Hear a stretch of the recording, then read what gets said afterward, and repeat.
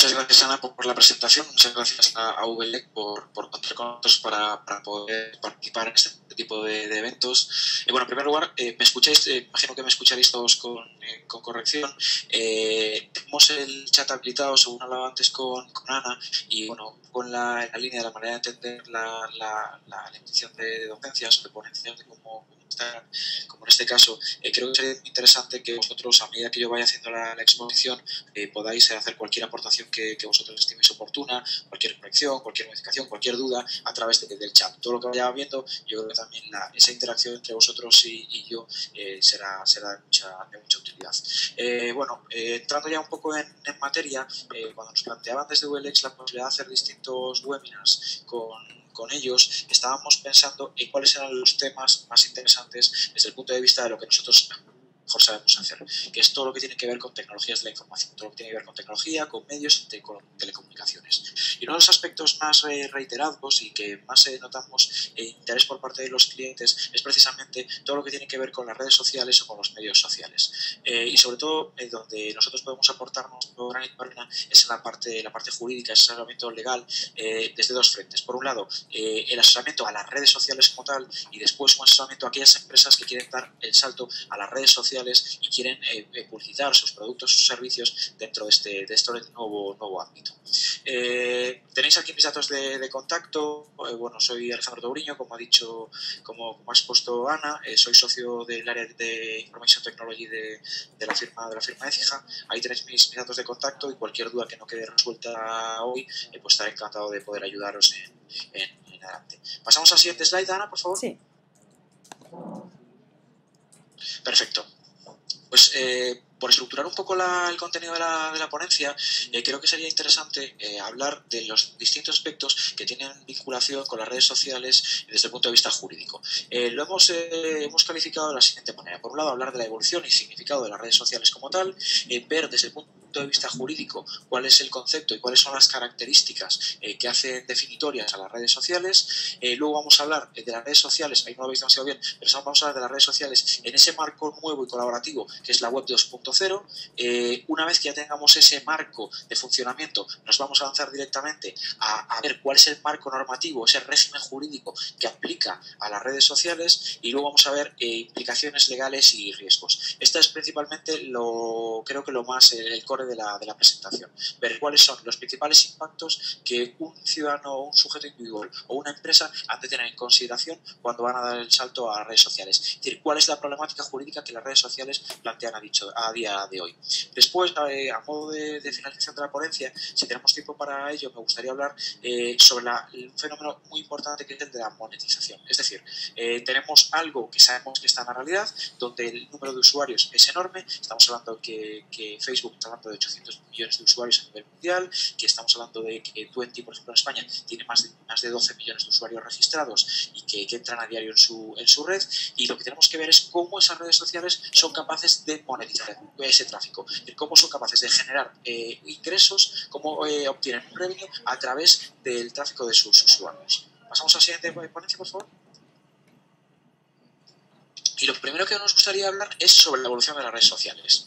Y esto que traigo aquí es algo como muy anecdótico, pero que refleja un poco lo que la realidad de las redes sociales a fecha de hoy. Si nosotros pensamos en el ejemplo de Facebook, nos daremos cuenta que el Facebook de hace unos años no tiene nada que ver con el Facebook que tenemos a día de hoy. De hecho, el nombre de dominio ni siquiera era el mismo, era thefacebook.com, no como actualmente que es facebook.com. El contenido que había dentro de la propia web era completamente distinto.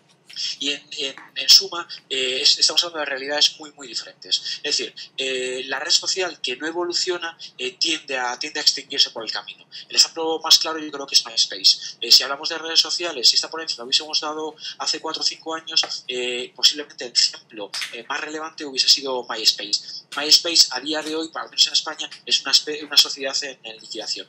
Es decir, la red social que no se adapta, que no incorpora nuevos contenidos, que no incorpora nuevas funcionalidades, se va quedando, por decirlo de alguna manera, se va quedando muerta en el tintero. De hecho, como os digo, la primera finalidad, imagino que habréis visto la película de Facebook o de la red social, que hablaba un poco cuál era el primer significado de Facebook. Lo que se trataba era de una interconexión entre amigos sin más pretensiones, por lo menos en un primer estadio. A fecha de hoy estamos hablando de una situación completamente distinta. Uno entra en Facebook ya no solamente para contactar a sus amigos, sino entra para contactar amigos y para consumir, para disfrutar de determinados contenidos, para acceder a videojuegos, para acceder a catálogo de películas, para acceder a catálogo de música. Es decir, un sinfín de modalidades que antes no teníamos y que van modificándose con el tiempo. Por ejemplo, el ejemplo de Twenty también es muy claro. Es una empresa que nace como red social, que sin embargo va dando valores añadidos y en un determinado momento, como ahora, se ha constituido como un OMV, es decir, como un operador móvil virtual que presta también servicios de telecomunicaciones. Es la convergencia de muchos mundos que hacen ganar relevancia a determinados prestadores de servicios de sociedad de información, como en este caso las redes sociales, que nos va a dar un empaque mayor y nos va a permitir seguir compitiendo en el mercado y dar nuevas funcionalidades a los usuarios que cada vez quieren más cosas. Pasamos a la siguiente, por favor.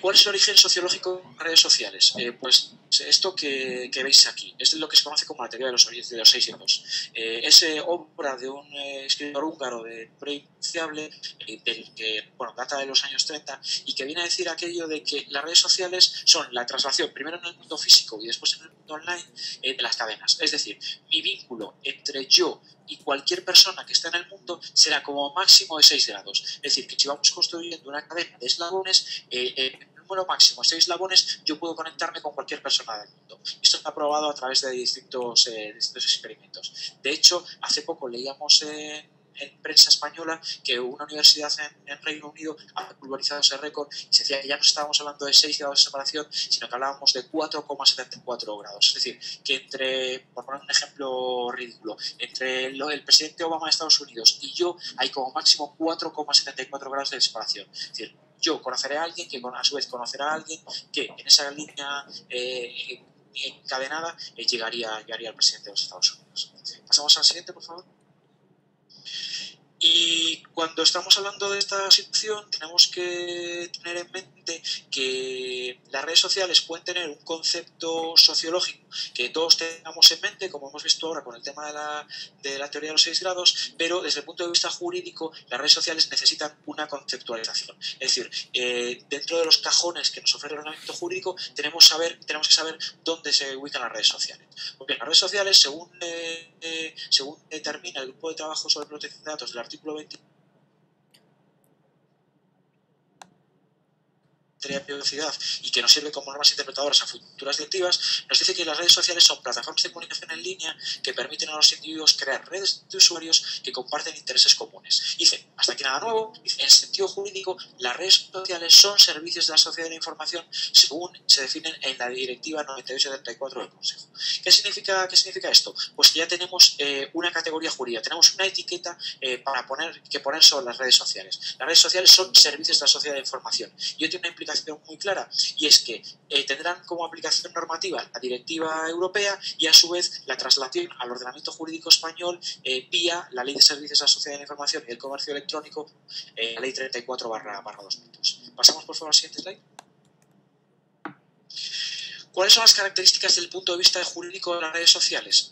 Pues principalmente de 3. Y estas 3 características son igualmente extraídas del informe del grupo de trabajo del artículo 29. Y lo que dice es que para poder configurar un prestador de servicios de información como una red social ha de cubrir 3 elementos fundamentales. El primero, que los usuarios deban proporcionar datos personales que generen su propio perfil. Es decir, al usuario se le da la facultad de generar su propio perfil en línea. Segunda característica, esos prestadores de servicios de sociedad de información proporcionan herramientas que permitan a los usuarios poner el contenido en línea. Es decir, generamos nuestro propio perfil y nos permite poner ese perfil en línea y generar contenido en línea. ¿Qué tipo de contenido? Pues cualquier tipo. Contenido más básico, como puede ser medias anotaciones, podemos subir obras protegidas por propiedad intelectual, como fotografías, crónicas, comentarios, música, vídeos, o incluso podemos incorporar enlaces. Como os decía antes, esto es una evolución constante. Me gusta mucho la comparación aquella de que las redes sociales son como cuando te montas en un tren. Cuando tú estás en un tren y miras por la ventanilla, ves pasar un montón de cosas que no aprecias qué es. es cierto que hay cosas, pero va tan rápido que no sabemos muy bien identificar. Por último, el último punto, la última característica relevante de las redes sociales desde el punto de vista jurídico, en el grupo de trabajo del artículo 29, es que permiten interactuar. Es decir, el prestador de servicio en este tipo de servicios permite interactuar a los usuarios. Sobre esta base de explicación jurídica y de definiciones, nos encontramos con que el abanico de redes sociales desde el punto de vista jurídico sea quizás un poco más amplio desde que tengamos, de lo que podamos tener en mente desde el punto de vista más coloquial. Pongamos un caso que me gusta mucho hacer en este tipo de ponencias y es el de la Wikipedia. Si a nosotros a priori nos preguntan si la Wikipedia es una red social, posiblemente pensemos en que no, que es simplemente un lugar donde podemos acceder a contenidos sin demasiado mayor impacto desde el punto de vista jurídico. Sin embargo, si nos quedamos con lo que nos dicen las pautas europeas, nos encontramos con que la Wikipedia nos permite generar un perfil hasta el punto de que es una de las finalidades, es una web colaborativa donde todos los usuarios pueden editar y subir contenido. Ese usuario genera su propio perfil, queda logado y se identifica al usuario. ¿Permite poner la Wikipedia contenido en el línea? Obviamente, como digo, es el contenido o es el core fundamental de la propia Wikipedia. Es decir, el usuario tiene carta de naturaleza para poder incorporar contenido en la propia Wikipedia, editar y mejorar el servicio. ¿Permite interactuar? Pues sí, tenemos determinadas zonas, determinados foros habilitados para que los usuarios puedan interactuar entre sí. Con lo cual, lo que desde el punto de vista normativo es una red social, quizás desde un punto de vista sociológico o más de mercado no tenga tanta consideración como tal. Desde el punto de vista jurídico sí lo tiene y creo que es importante que lo veamos. Obviamente redes como podéis conocer más del día a día, como Facebook, como Twenty, como LinkedIn, como Twitter, como Quora, es decir, Pinterest, son redes Google Plus, son redes mucho más habituales y que todos identificamos como redes sociales. Pero como digo, desde el punto de vista jurídico también tiene su impacto de este punto. Pasamos al siguiente, por favor. Como os digo, interrumpidme las veces que queráis, creo que tenéis todos acceso al chat y estaré encantado de hacerlo. Tipología de redes sociales. Como ya hemos visto cuál es la evolución de las redes sociales, hemos visto cuál es el concepto y características desde el punto de vista jurídico de las redes sociales. Creo que nos toca abordar ahora qué tipos de redes sociales hay. Esto en realidad no estamos hablando de que exista una tipología universal, una categorización doctrinal que nos permite distinguir las redes sociales. Pero sí es cierto que hay una aproximación ya de mercado de que las redes sociales se pueden distinguir en varios tipos, principalmente por su público objetivo y temática, luego lo veréis en los siguientes slides, esta es la primera, por el sujeto principal de la relación o por su localización geográfica. Vamos por partes. La primera gran distinción, que es la que hace referencia al público objetivo y temática a la que estamos tratando. Y en este caso se distingue principalmente entre redes sociales horizontales y redes sociales verticales. La distinción es muy sencilla. Las redes sociales horizontales son las que nos ponen en común a personas que tenemos poco o nada que ver entre nosotros. Es decir, el ejemplo de Facebook creo que es muy claro. Yo puedo tener como amigo, como contacto en Facebook a una persona a la que no me una ningún vínculo nada más allá que el interés en conectar con él. Las redes sociales verticales, por contra, sí exigen un eje temático que nos vincule. Por ejemplo, todos lo estamos asistiendo a esta ponencia, somos personas que estamos vinculadas al mundo de los medios sociales desde una aproximación jurídica. Esa línea vertical que nos une a unos y a otros es lo que hace que podamos hablar de una red social vertical. No me quiero detener demasiado en esto porque entiendo que lo más interesante de este caso será hablar de los temas jurídicos. Pasamos al siguiente, por favor. En este caso podemos hablar de redes sociales humanas, redes sociales de contenidos o redes sociales de objetos. Como digo, son distinciones que hacen un poco referencia a cuál es el sujeto principal de la relación o cuál es el círculo, el epicentro de la relación de la propia red social. Pasamos al siguiente. Y aquí hablamos en la última de las redes sociales que dependerán en función de su localización geográfica. En este caso es muy interesante porque las primeras redes sociales estaban pensadas como redes de acceso desde puntos fijos. Es decir, nosotros entrábamos desde nuestro ordenador, nuestro portátil, pero siempre estábamos ubicados en un determinado lugar. No había interacción entre el lugar físico y el lugar virtual. Nos damos cuenta que ahora todos vosotros tendréis normas tendréis dispositivos electrónicos, los iPhones o smartphones, y que os permitirán acceder a Internet, os permitirán acceder a datos y a redes sociales que os dan una interacción mayor con respecto a otras redes sociales. Os pongo el ejemplo muy claro de Foursquare.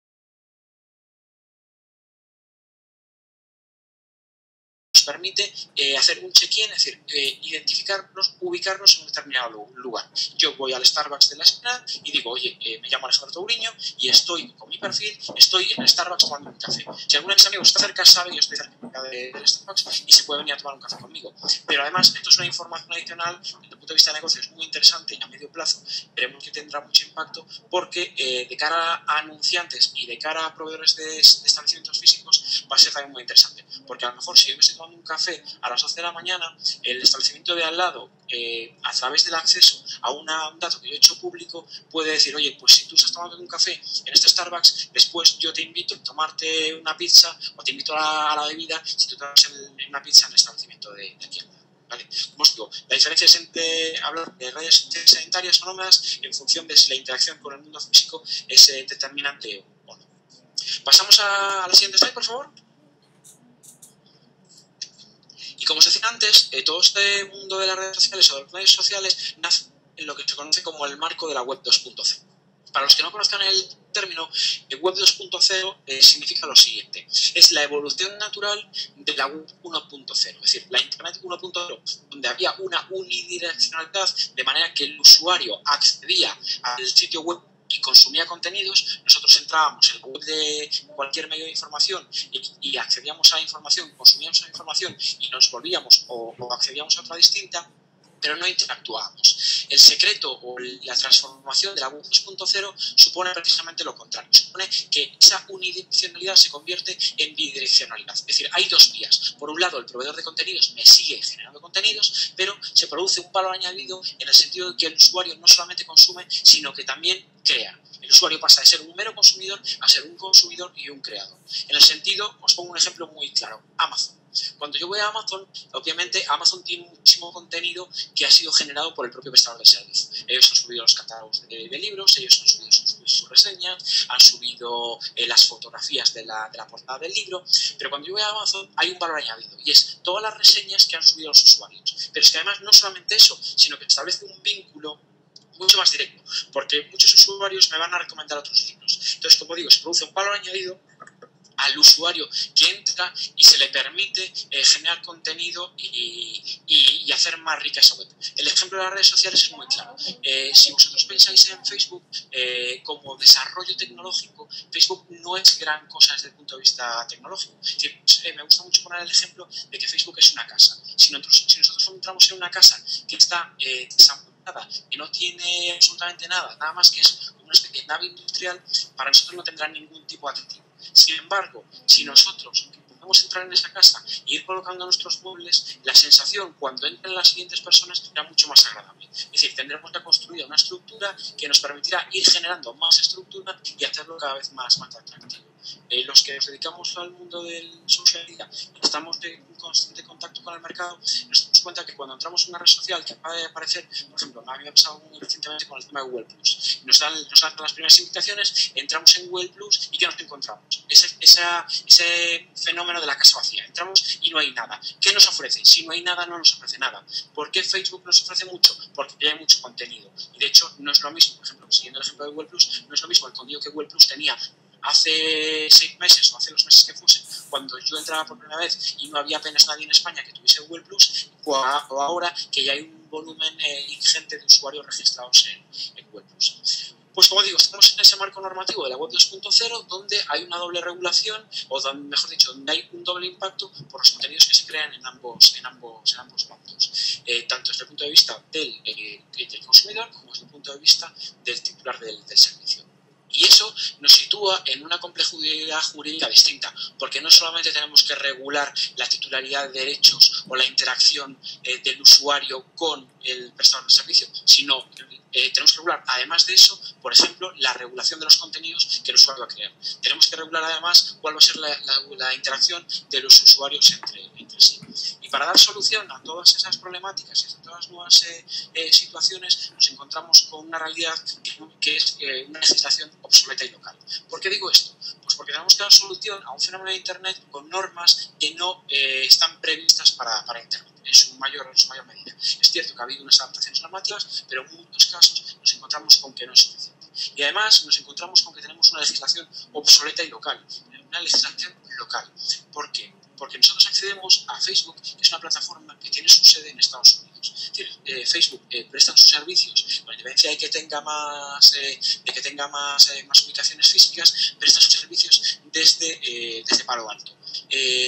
La realidad es que sus términos y condiciones de uso nos someten a la legislación de Estados Unidos. Luego tiene muchos matices, porque en materia de consumidores eso puede entenderse que se trata de una especulación nula. Pero en cualquier caso, como digo, las normas de derecho internacional privado juegan un papel determinante en este caso. Pasamos al siguiente supuesto, por favor. Y como digo, cuando llama un abogado para hablar de social media, lo que nos pide es que pongamos encima de la mesa cuáles son los problemas, cuáles son las implicaciones reales, legales y los riesgos. Y como los abogados somos expertos en buscar problemas, incluso cuando no los hay, pues creo que en este caso nos resulta muy sencillo. Los principales problemas, y no digo que estos sean los únicos, sino que estos son los que en nuestra experiencia asesorando a redes sociales hemos detectado, son las siguientes. La primera, el problema de la jurisdicción. Un poco en la de lo que decía antes. Ahora las vamos a ir viendo uno por uno. El tema de la jurisdicción. Es decir, si yo estoy radicado, por ejemplo, en Estados Unidos, pero sin embargo presto mis servicios de manera efectiva al público objetivo español, yo tengo que someterme a la legislación y a la jurisdicción de los tribunales españoles. Vamos a ver ahora cuál es el marco normativo para ello. Vamos a determinar también el tema de la responsabilidad del prestador del servicio. Vamos a ver quién es responsable por lo que sucede en ese marco colaborativo de la Web 2.0 que tiene lugar en redes sociales. Vamos a hablar de protección de datos y menores de edad, vamos a hablar de propiedad intelectual, vamos a hablar de derechos al honor, intimidad y propia imagen, que aunque se vean de manera unida, en realidad son tres derechos autónomos e independientes. Vamos a hablar del tema de la suplantación de identidad, que yo creo que es algo que está a la orden del día y que todos conoceréis. Bueno, y luego de modo anecdótico os voy a hablar de temas de publicidad y cosas importantes. ¿Son estos los únicos riesgos que nos encontramos en redes sociales? Ni mucho menos. Una red social al final es una empresa trasladada a un entorno virtual y como tal se dan los problemas que se dan en otras muchas empresas. Pero como digo, creo que esto es lo más interesante. Pasamos al siguiente, por favor.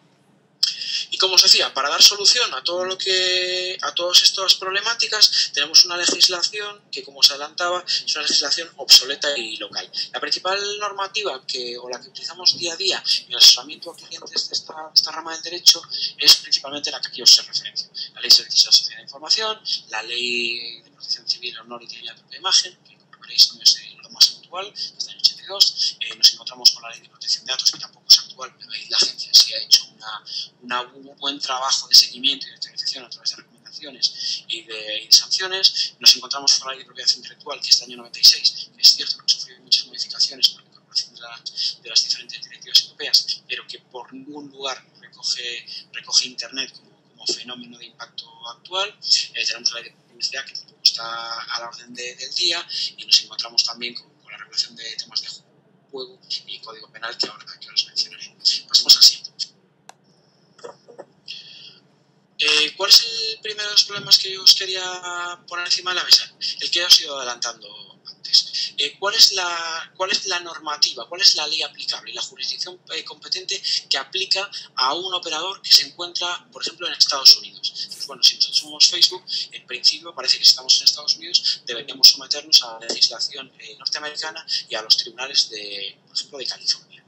¿Vale? Porque ahí está nuestra sede. Lo que ocurre es que Facebook no presta sus servicios únicamente a ciudadanos de Estados Unidos, sino que presta sus servicios a la inmensidad de todos los países. Es decir, si presta servicios a 189 países y muchos de esos servicios han de considerarse que los destinatarios finales son consumidores, lo que dice la normativa europea es lo siguiente. Es decir, que los prestadores que dirijan sus servicios específicamente al territorio español quedarán sujetos, además de las obligaciones previstas en esta ley, siempre que ellos quedan sometidos a las obligaciones previstas en la ley, siempre que ellos no contravengan lo establecido en tratados o convenios internacionales que sean aplicables. ¿Qué significa esto? Que lo que nos dice la Ley de Servicios de Información por aplicación de la directiva, o mejor dicho, por traslación de la directiva europea, es que quienes dirijan sus servicios al territorio español de manera específica habrán de someterse a la legislación española. ¿Esto se produce en la realidad? Pues la situación real, y es lo que os apunto, no es así. ¿Por qué? Porque cuando Facebook inicia su negocio, empieza a prestarlo en distintas universidades en Estados Unidos. Y sus términos y condiciones establecen pues eso, que se someten a la legislación norteamericana y a los tribunales de aquel país. Lo que ocurre es que el fenómeno no para, va creciendo y de prestar servicios en un solo país, presta sus servicios a más de 189 países de todo el mundo, ciudadanos de todo el mundo. Obviamente, desde el punto de vista de prestar los servicios, someterse a cada una de las legislaciones y cumplir con cada uno de los requisitos normativos de cada uno de los países a los que presta servicios es complicado. Pero la realidad es la que es y la legislación española dice lo que dice. La legislación europea, que bueno, del resto de países de la Unión Europea, por traslación de esa directiva, dice exactamente lo mismo en términos muy similares. Con lo cual, la situación es que, como digo, la norma dice una cosa y la situación real es otra. En materia de protección de datos lo podemos ver muy claro. La normativa española, por aplicación, luego lo veremos en más detalle, por aplicación del artículo 13 del reglamento de la Ley Orgánica de Protección de Datos, lo que nos viene a decir es que los menores de 14 años tienen vetado el acceso a redes sociales por cuanto que no pueden consentir el tratamiento de sus datos, sino que tienen que ser sus padres quienes lo hagan, lo cual es absolutamente inoperativo. Eso significa que todos los operadores españoles, pongamos el ejemplo de Twenty, por ejemplo, todos los operadores españoles velan porque todos los usuarios que se acceden a su portal tengan al menos 14 años. ¿Cuál es la situación de Facebook? Bueno, si nos vamos a los términos de uso, nos daremos cuenta que con tener 13 años es edad suficiente para poder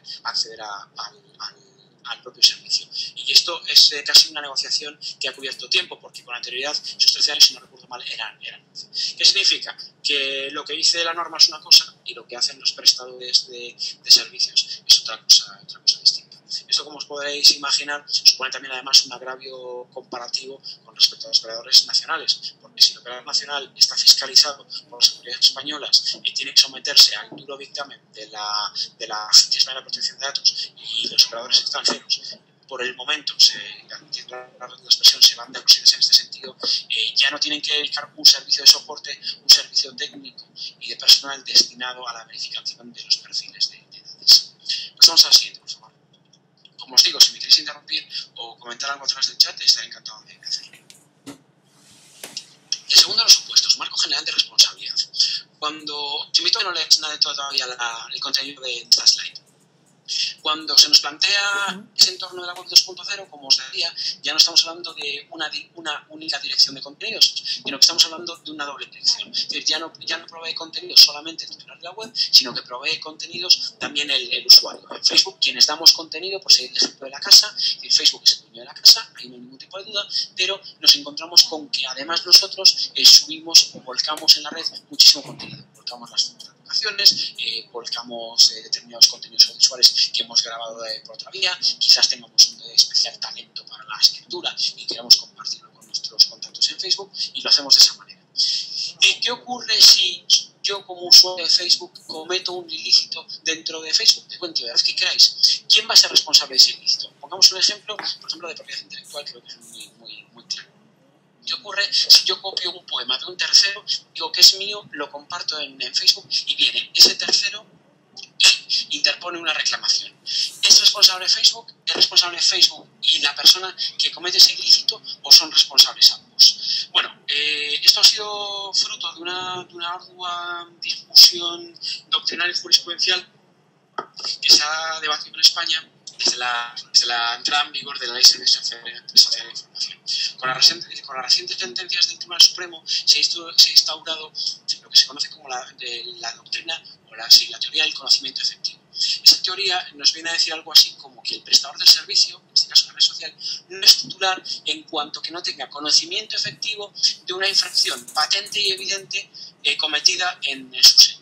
¿Qué significa una infracción o el conocimiento efectivo de una infracción patente y evidente por sí sola? Bueno, pues que si nosotros como usuarios cometemos una infracción y cualquier tercero, véase una autoridad competente o cualquier interesado, pone en conocimiento del prestador del servicio que se ha producido una infracción y ese prestador del servicio no actúa con prontitud para retirar ese contenido o para imposibilitarle el acceso, será corresponsable.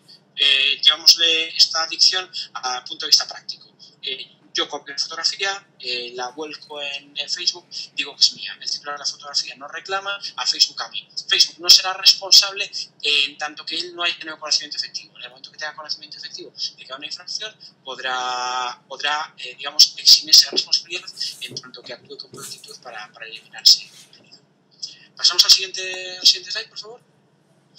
Derecho a protección de datos. Y aquí ya me he adelantado un poco y es lo que os he comentado antes. El objeto o el ámbito de protección de la ley es la garantía y la protección de la privacidad de las personas físicas. El volumen de datos de usuarios que tienen a su disposición las redes sociales es enorme.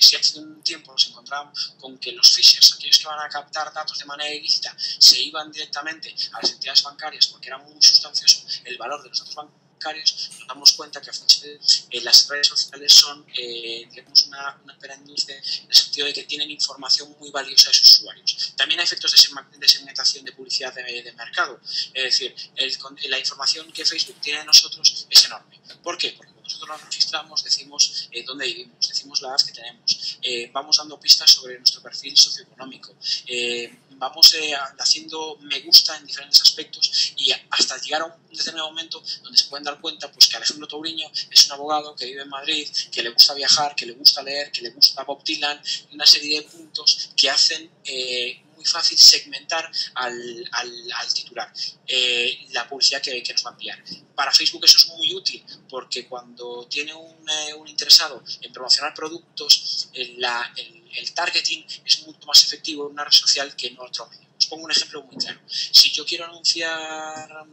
pues, no sé, raquetas de tenis, por ejemplo, si lo quiero puedo hacerlo pues a lo mejor en la web de marca o en la web del país. Si yo entro en alguna de esas dos webs, yo no voy a poder distinguir a quién le envío la publicidad.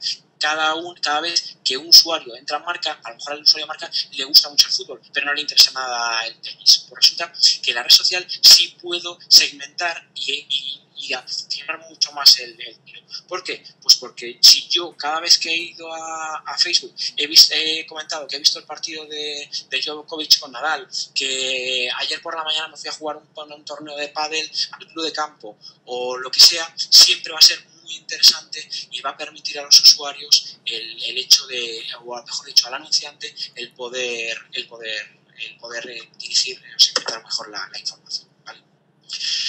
Seguimos al siguiente slide, por favor. Luego tenemos aquí una serie de preguntas que nos van lanzando, sobre todo sobre temas de propiedad intelectual. Estoy viendo, vamos a entrar un poco más en detalle. Mira, comento la pregunta. Dice, respecto a lo que has de comentar respecto a las posibles infracciones de IP publicadas en una red social, una persona física podrá reclamar una potencial infracción de sus derechos de propiedad intelectual, pero esa reclamación será cierta o no. Si una red social deja publicar ese contenido y luego se demuestra que no existía tal infracción, ¿qué sucede? Esa es una muy buena pregunta. La teoría del conocimiento efectivo tiene dos vertientes. La positiva en el sentido siguiente.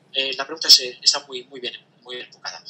Pongamos el supuesto que decía antes. Yo subo un contenido que digo que es mío y que viene un tercero y dice que es el tercero.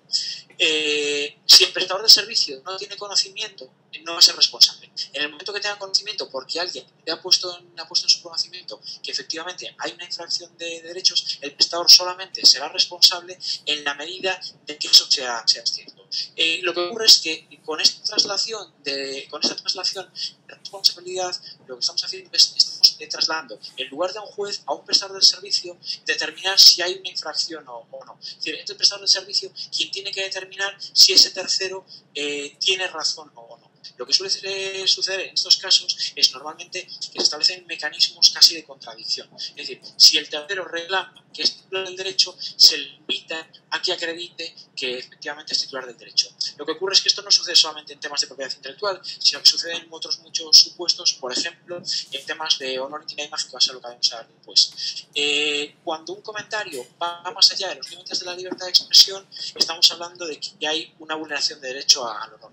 Pero cuando estamos hablando de que los límites son muy, es decir, es una línea muy tenue, es difícil en ocasiones. Es decir, el insulto claramente es una vulneración de derecho al honor, un comentario ofensivo que sea insulto, no estaríamos hablando de una infracción de derecho al autor. Eso lo que significa al final es que, como digo, se traslada la responsabilidad de juzgar a quien no es sino al prestador del servicio. Y eso hace que caigamos en determinados casos, que es un poco lo que apuntaba el compañero que lanzaba la pregunta, que vamos a caer en un exceso de sobrecensura. Lo que ocurre es que, por ejemplo, os pongo el ejemplo del tema de honor, que creo que es interesante.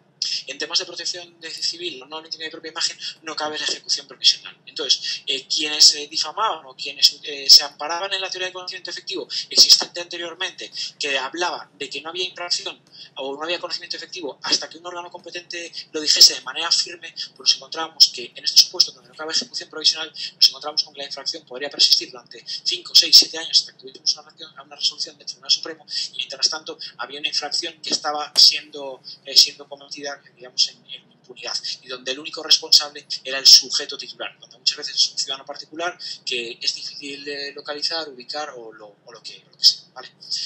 Me he adelantado también a esta slide que hablamos de conflictos derivados de la propiedad intelectual, pero un poco viene derivado a todo lo que hemos ido hablando. Nosotros colgamos vídeos, cuando nosotros colgamos textos, cuando nosotros colgamos fotografías, esos textos, vídeos o fotografías o cualquier otra obra fruto de la creación intelectual va a ser susceptible, como digo, protección por propiedad intelectual. En los términos y condiciones de la propia web es muy importante que vosotros lo reviséis cuando estéis de alta o cuando intervengáis o incorporéis el contenido a una red social. Es muy importante que conozcáis esos contenidos. Os pongo un ejemplo de sistemas de cloud muy recientes. El otro día Google lanzaba uno de sus últimos servicios, que es Google Drive. Google Drive es un sistema de almacenamiento de contenidos en la nube, que nos permite, asimilándolo con otros sistemas como Dropbox, como SkyDrive de Microsoft, como digo, utilizar un pedacito de esa nube para subir nuestros propios contenidos o sustituir de modo virtual esa CPU que tenemos en nuestro ordenador físico a la nube. Los términos y condiciones de esos servicios nos dicen es muy importante desde el punto de vista de la propiedad intelectual. Os pongo ese ejemplo que os comentaba. Google Drive, cuando lanza sus términos y condiciones, dice que en principio Google Drive no necesita más derechos que los imprescindibles para explotar el servicio, pero nos incorpora una coletilla al final y nos dice que Google Drive podrá utilizar todos los contenidos que nosotros volcamos para, entre otras muchas cosas, publicitar sus nuevos servicios. Eso significa que sobre la base de esos términos y condiciones que nosotros aceptamos cuando nos damos de alta en el servicio, estamos teniendo los derechos para que Google, posiblemente no lo haga, pero tiene la facultad, se ha robado la competencia para utilizar esas fotografías en sus nuevos servicios. ¿Qué significa? Que mis vacaciones de la playa que yo haya subido a Google Drive pueden ser utilizados sobre la base de esos términos y condiciones en la explotación o la publicitación de un nuevo servicio. Pasamos al siguiente punto, por favor. Derechos sobre la intimidad y propia imagen. Os explico brevemente en qué consiste cada uno de ellos, porque, como digo, son tres derechos autónomos, independientes, con independencia, que jurídicamente han sido regulados de manera única en el artículo 18 de la Constitución y la Ley 1/82 de Protección Civil y la Ley de propia imagen personal la intimidad familiar y personal. ¿Qué es cada uno de ellos? Lo pongo en términos muy sencillos. ¿Qué es el honor? Es el derecho a que no me insulten, el derecho a que no menoscaben mi fama o mi reputación. Y eso es un derecho que tenemos todos. Lo que ocurre es que las personas que tienen relevancia pública, y eso pasa más de honor, intimidad, también en propia imagen, las personas que tienen una faceta pública tienen que hacer un grado de tolerancia mayor con respecto a esos hechos. Es decir, que si yo soy una persona que tengo una exposición mayor, tengo que estar sometido a la crítica en un grado mayor o una tolerancia mayor que la que puede estar sometido a un ciudadano particular que jamás ha tenido una aparición pública. ¿Qué es la intimidad? Es el derecho que no hablen sobre lo que yo no he hablado antes. Es decir, si yo tengo una determinada condición, por ejemplo, una condición sexual, o he hablado de mi vida íntima, o cualquier aspecto de mi salud que yo he querido mantener en mi círculo privado, ningún derecho puede hacer una injerencia dentro de esa vía. ¿Qué ocurre? El tema de tolerancia es exactamente el mismo.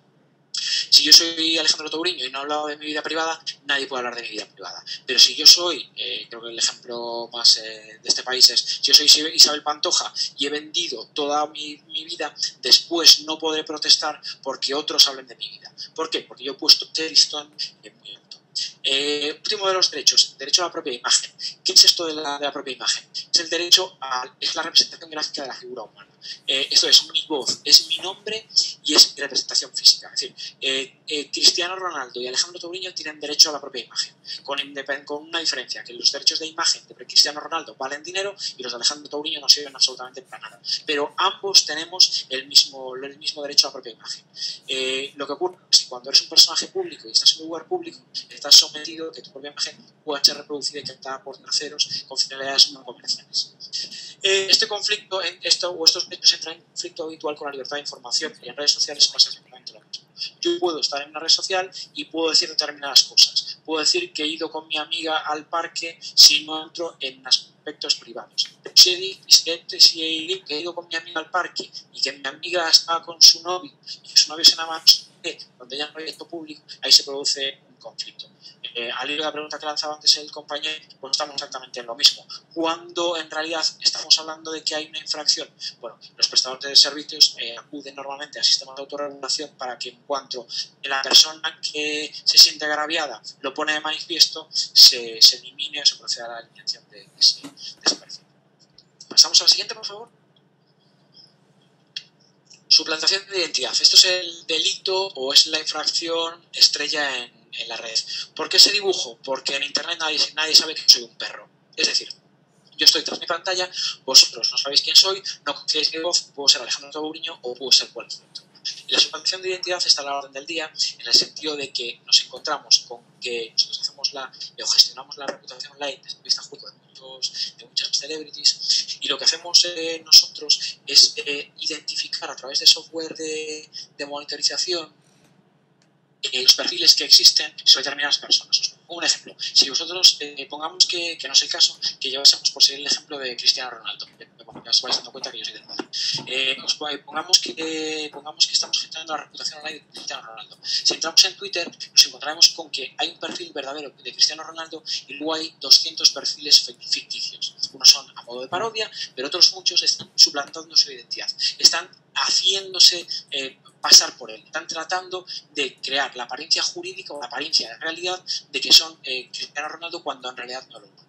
¿Qué infracción jurídica es esto? Bueno, pues aquí tenemos un problema, porque cuando el legislador se puso manos a la obra con las distintas piezas normativas, en ningún momento estaba pensando que en Internet uno pudiese ser un perro, como decía antes. Entonces, cuando a un juez se le plantea esto, tiene distintas vías para poder acatarlo o poder atajar estas infracciones. La primera es la del artículo 401 del Código Penal. El artículo 401 no habla de suplantación de identidad, sino que habla de suplantación de Estado civil. La suplantación de Estado civil se ha hecho una analogía en algunos supuestos, como os digo, no es habitual, pero lo cierto es que estaba pensado para otros supuestos en mente, y en algún supuesto pues, se ha puesto de manifiesto para poder darle cabida a la suplantación de identidad dentro del tipo penal, que en realidad no está. No os he puesto aquí, pero nos hemos encontrado con alguna resolución reciente de la agencia. Si estáis interesados, la Agencia Española de Protección de Datos, si estáis interesados, os la puedo hacer llegar. Bueno, está disponible también en mi blog, en su momento comenté el expuesto, donde se hacía, se entendía que se producía una infracción por el tratamiento no consentido de datos de terceros. Es una figura bastante forzada, pero al final tanto el regulador o en este caso un juez, un órgano con capacidad sancionadora, se ve en la tesitura de que tiene una norma obsoleta y local, como os antes decía, tiene que dar solución a muchos conflictos que no están identificados como tal. El servicio de soporte que os menciono aquí, ¿qué es? Pues la autorregulación que os he hablado. Si yo me encuentro un perfil de Cristiano Ronaldo en Twitter, tengo dos opciones. Una, ponerme en contacto con Twitter, decir que yo represento los intereses de Cristiano Ronaldo y que solicito la eliminación de ese perfil, o bien puedo ir a la vía judicial, o bien presentarme en la Brigada de Investigación de Delitos Tecnológicos de la Guardia Civil y decirle que por favor eliminen el perfil. ¿Cuál es la realidad de las cosas? Que si yo me voy a la policía, me voy a un juzgado, tardaré una media de un año, 2 años en poder poner fin a esta infracción. Si lo hago a través de las vías que Twitter pone a disposición, Twitter, Facebook, 20, cualesquiera que vosotros penséis, va a ser siempre una vía mucho más rápida. Siempre, bueno, la realidad es que no. La realidad implica que yo pueda ponerme en contacto con ellos en aquellos servicios, digamos, más maduros o más serios, aquellos que ya tienen una experiencia y tienen unos sistemas autorreguladores más depurados. ¿Vale? Pasamos al siguiente slide, por favor. Vamos a acercarnos al fin de la parte jurídica. Luego sí me gustaría contaros más de mercado, pero tampoco quiero extenderme más porque sigamos justos de tiempo. Uno de los supuestos que traigo aquí, casi a modo de anécdota, es la realización de campañas comerciales por vía electrónica. La definición o la conceptualización jurídica de esta modalidad nos la encontramos en la Ley de Servicios de Sociedad de Información y del Comercio Electrónico, cuando nos habla de comunicaciones comerciales. Lo que en su momento se constituyó como una ley anti-spam en Internet nos marca unas líneas para poder realizar publicidad en el entorno digital. Y nos dicen en los artículos 20 y 21, que son los principales encargados de determinar esas comunicaciones comerciales, que la publicidad ha de estar claramente identificable y ha debido haber sido solicitada de manera expresa. Además, debe incluir la palabra publicidad o la legislatura pública en cada uno de los mensajes y debe permitir la cancelación del dato y la posibilidad de negarnos a recibir subsiguientes comunicaciones comerciales. Vale, y ahora nos vamos a Twitter. Es decir, aquí este señor nos ha contado que la ley dice una cosa y nos vamos a Twitter. Twitter, no sé si lo conocéis, es una red de microblogging que nos permite comentar cualquier aspecto en 140 caracteres. Es decir, 140 letras, contados letras y espacios. Vale, pues si queremos hacer una promoción comercial siguiendo los parámetros que marca la ley, nos damos cuenta que tenemos que primero decir, tiene que ser claramente identificable. Tiene que poner público o publicidad. Tiene que haber sido solicitado expresamente. Y tengo que permitir la posibilidad de cancelar el dato, es decir, en una dirección electrónica válida, donde poder darse de baja y la posibilidad de negarse a recibir subsiguientes comunicaciones comerciales. En 140 caracteres, si yo soy Coca-Cola y tengo que cumplir con todo esto, me daré cuenta que a lo mejor me queda para decir hola, soy Coca-Cola y el resto está diseñado única y exclusivamente para dar cumplimiento a la normativa. ¿Cuál es la realidad? Pues que derecho y tecnología van por caminos muy distintos. Y la realidad es que si vosotros, y os invito a que lo hagáis, vayáis a Twitter, si en algún momento sois capaces de encontrar alguna empresa que cumpla los parámetros que establecen los artículos 20 y 21 de la ley 6, me encantará porque me daréis un tema para escribir en el blog, porque como os digo, yo no lo he encontrado hasta la fecha. Es decir, la ley es una cosa, pero la realidad es una cosa distinta. Como digo, esto no significa que sean los únicos impactos o los únicos riesgos jurídicos asociados al uso de redes sociales, pero sí, en nuestra experiencia asesorando a Twenty durante muchos años y asesorando a otras redes sociales de menor entidad, o incluso a muchas empresas que quieren dar el salto a redes sociales, son los impactos jurídicos más relevantes. No quería de todas maneras cerrar esta pequeña ponencia, este webinar, sin hacer algo muy interesante que a mí me hubiese gustado que me hubiesen contado cuando yo empecé a trabajar con redes sociales. Y es la siguiente slide, que Ana, por favor, te pido que introduzcas. Monetización de tráfico. Cuando un señor llamado Mark Zuckerberg se presenta por los capitales de riesgo y les dice que tiene un proyecto muy innovador, que es poner en contacto a personas de distintas universidades y que necesita un apoyo económico detrás, le dicen que fantástico, que la idea suena muy bien, pero que todos tenemos que tener. ¿Y de dónde van a salir los ingresos para poder obtener un lucro económico de eso? Bueno, pues a esto responde la pregunta que Scheiner, director de seguridad de British Telecom, pronunciaba en una charla que daba aquí en Madrid hace unos meses. Y la pregunta es ¿por qué Facebook es gratis? Y nos decía algo así como que los usuarios de Facebook no somos sus clientes, sino que somos sus productos que vende a sus clientes, que en realidad son los anunciantes. Lo que yo os decía, esa capacidad de segmentación y de targeting, de poder dirigir directamente al usuario que tú quieres, te hace ser mucho más efectivo. Es decir, como decía Bruce Scheiner, Facebook gana dinero a partir de lo que la gente cuenta en la red. Si nosotros no contamos nada, Facebook no va a tener nada que vender. El ejemplo es de Facebook, pero obviamente se traslada a cualquier otro tipo de redes. Pasamos al siguiente, por favor. En esto voy a tener menos porque, como os digo, es una aproximación más de mercado, pero creo que es muy interesante para que vosotros también os podáis hacer una idea de cómo gana una red social dinero a fecha de hoy. Vamos a ir deteniéndonos en cada una de ellas porque entiendo que además habrá algunos modelos que no conozcáis, pero principalmente es publicidad, como te he dicho, comercialización de productos de terceros, integración de contenidos, técnicas de crowdfunding, luego vamos a ver qué son, los episodios, que son unas narrativas transmedia que luego explicaremos, y temas de geolocalización que también os contaré. Vamos paso a paso. El primero de ellos, siguiente slide, por favor, la publicidad. La publicidad de la plataforma, o una plataforma como Facebook, una red social, principalmente se circunscribe en tres ámbitos. La publicidad dirigida, que es la que os he contado antes, en la que los anunciantes pueden escoger muy bien a quién llegan, que puede decir un varón de entre 25 y 30 años, que le gusta el tenis, que viva en Madrid, que tenga un perfil económico alto, que sea lo que sea. Es decir, ya me estoy quitando mucha gente a la que yo antes estaba pagando la publicidad y sin embargo no llegaba. Luego tenemos el tema de los anuncios interactivos. Lo habréis visto, entráis en una web y empieza a moverse la típica mosca que uno no sabe dónde cerrarla, pero sin embargo me está lanzando un mensaje publicitario. A veces es un poco engorrosa, pero nos quedamos con que la mosca nos anuncia una determinada publicidad, o un coche, nos quedamos con eso, ¿vale? El impacto es exacto. Si lo mezclamos con lo anterior, pues nos encontramos con una interacción de distintos tipos de publicidades muy interesante.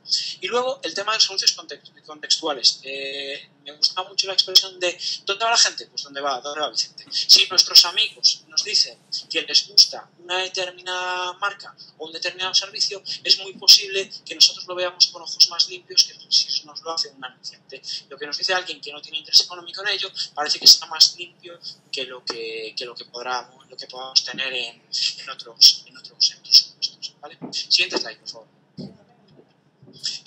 Comercialización de productos, lo habréis visto. En Twenty, en Facebook, en cualquier red, ya no estamos solamente nosotros, sino que además están un montón de anunciantes que nos quieren vender sus productos. Y además lo hacen de muchas maneras, simplemente mostrándonos cosas o haciéndonos participar en sorteos, en concursos, en eventos, en promociones y un montón de cosas más. Vamos a la siguiente slide. Y esta es muy interesante y como veo que habéis preguntado temas de propiedad intelectual, creo que os va a interesar mucho. Vosotros vais a cualquier red social y ya no solamente vais a hablar con vuestros amigos o poneros en contactos con vuestros amigos, sino que vais a hacer un montón de cosas. Por ejemplo, consumir contenidos. ¿Qué tipo de contenidos consumís? Pues, por ejemplo, contenido de gaming o contenidos audiovisuales, fotográficos o de muchas naturalezas. ¿Cómo funciona este tipo de servicios? Pues normalmente se establece una plataforma donde al desarrollador, os pongo aquí el ejemplo de Pocoyo, por ejemplo de Family, se le da la opción de poner sus contenidos de manera priorística o a priori de manera gratuita. Es decir, el titular del servicio, que se hace Pocoyo, sube el contenido a Facebook o a Twenty y lo pone de manera gratuita. Con toda la publicidad, el advergaming o el in-game o la publicidad contextual que se incorpora en esos contenidos, va a ser repartida en un porcentaje que se conoce como revenue share entre las partes. Es decir, el prestador del servicio se va a llevar un porcentaje y el titular del contenido que lo pone a disposición de los usuarios a través de esa red se lleva a otro porcentaje. ¿Vale? Pasamos a la siguiente slide. Crowdfunding, ¿qué significa esto? Pues en términos anglosajones, algo mucho más sencillo como es el tema de las donaciones. Nosotros pensamos, desde un punto de vista más lato, que una web pueda sobrevivir sobre la base de las aportaciones y no interesadas de sus usuarios, lo podemos ver como algo lejano. El ejemplo de Wikipedia, sin embargo, nos pone a la realidad algo completamente distinto. Cuando Wikipedia necesitaba fondos para desarrollar su plataforma y para mejorar su plataforma, se encontró con que en el momento que lanzaron ese servicio o esa petición, con una aportación desinteresada de muchísimos usuarios, aportando en cifras globales que alcanzaban el millón de dólares. Como digo, es un tema interesante y que en determinados servicios como Wikipedia funciona muy bien.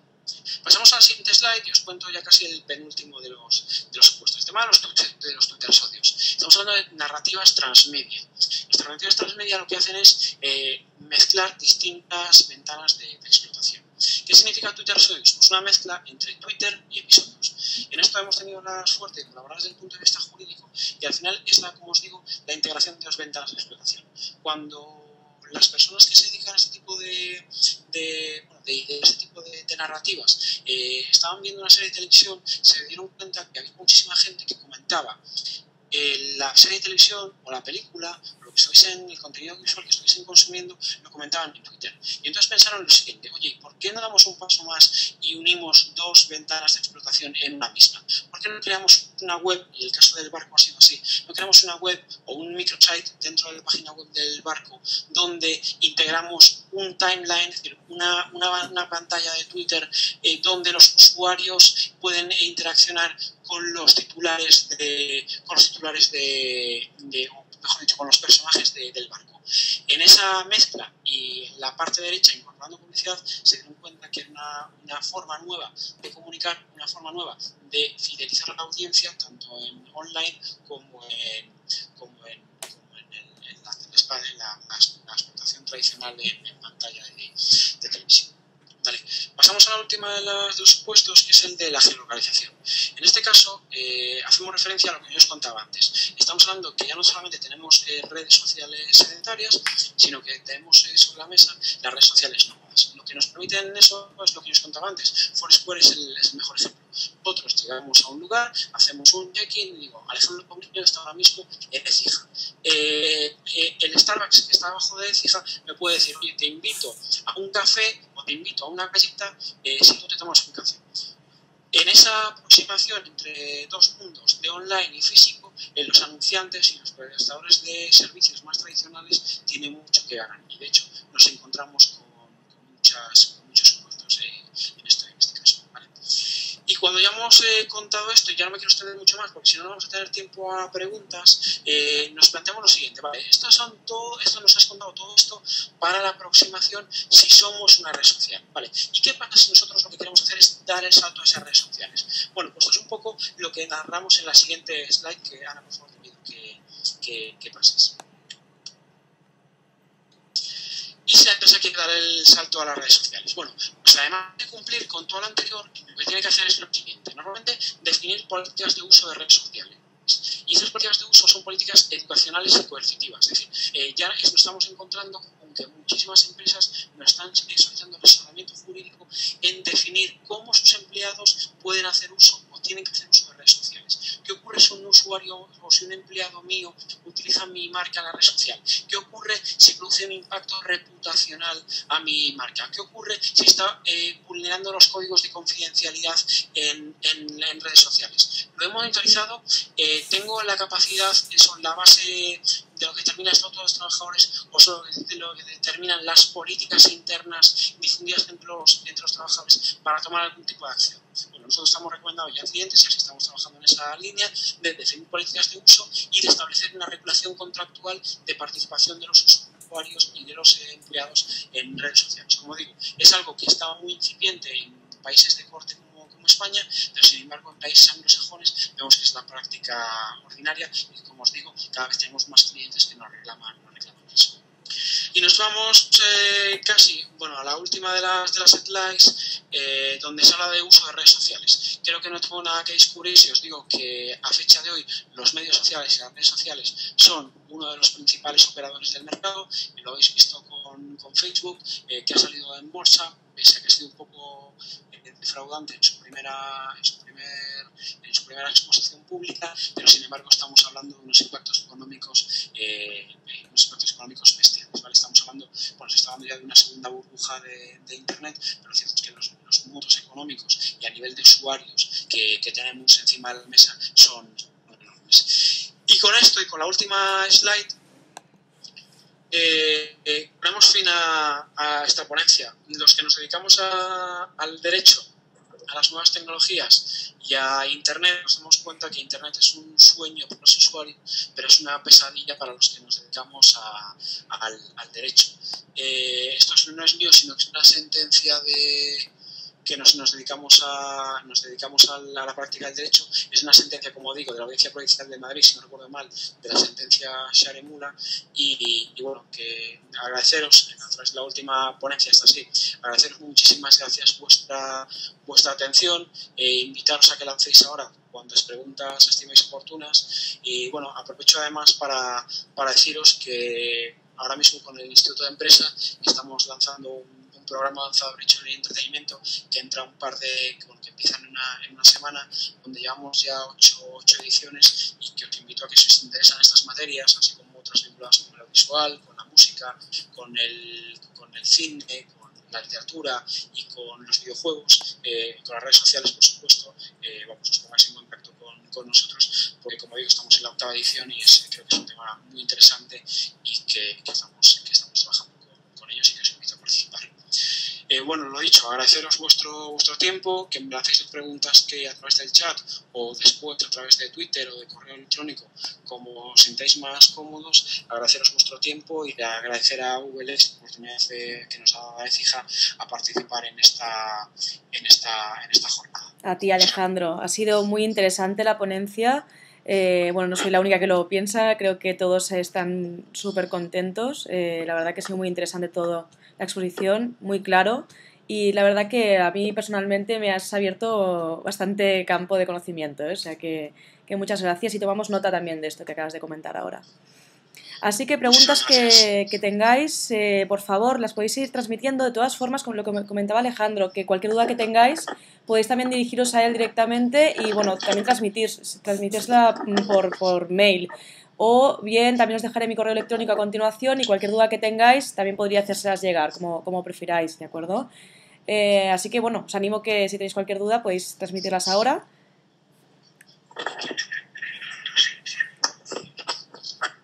La verdad es que hay muchísimo contenido y es lo que tú comentas. La frase, esta última, lo define muy bien, Alejandro, realmente, ¿no? Que es un poco caótico al final para los prácticos del derecho, ¿no? Eso es. Los que estamos en las dos barreras disfrutamos cuando lo que nos toca son las redes sociales, pero sufrimos bastante más cuando lo que nos toca es interpretar una norma del año 82 en un supuesto completamente, una realidad completamente distinta como es la realidad de las redes sociales. Sobre todo cuando va todo tan rápido, lo que comentabas, ¿no? Que todo va cambiando tan rápido que al final es muy, muy complejo. Mira, estoy viendo ahí alguna pregunta. ¿Vale? Dice que, oye, en relación con la cláusula de WellDrive que acabas de comentar, más allá de lo abusiva que pueda ser, se respeta al menos la autoría intelectual, o sea, diga lo que diga esa estipulación, la ley, bueno, los derechos morales, al menos en los países de corte continental, como es el español, se determina el artículo 14 y siguientes de la ley intelectual vigente española, el texto refundido como 96, dice que los derechos morales son irrenunciables e inalienables. Es decir, que diga lo que diga la cláusula de WellDrive, en todo caso debería hacerse mención a la autoría y titularidad de los derechos sobre esa ¿vale?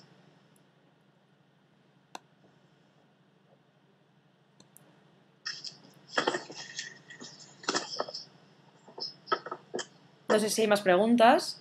Veo que las estáis enviando al chat personal de Alejandro. Lo digo más que nada para luego también recuperar todas estas preguntas y hacérselas llegar al resto, que también es interesante luego compartirlas, ¿no? En todo caso, tomas nota, Alejandro, y luego lo comentamos, si quieres, de estas preguntas lanzadas durante la ponencia.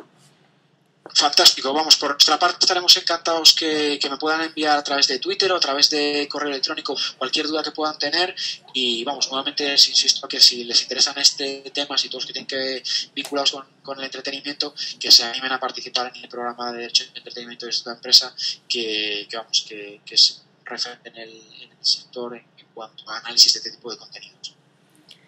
Pues muchísimas gracias, Alejandro. No sé si tienen alguna pregunta más. Creo que no, ¿no? Bueno, en cualquier caso, pues estamos a la espera de recibirlas por mail, Twitter y, bueno, por todas las diferentes vías que hay de comunicación hoy en día. ¿O he sido muy claro o no han entendido nada? Yo creo que lo has explicado todo muy bien, muy claro y muy conciso.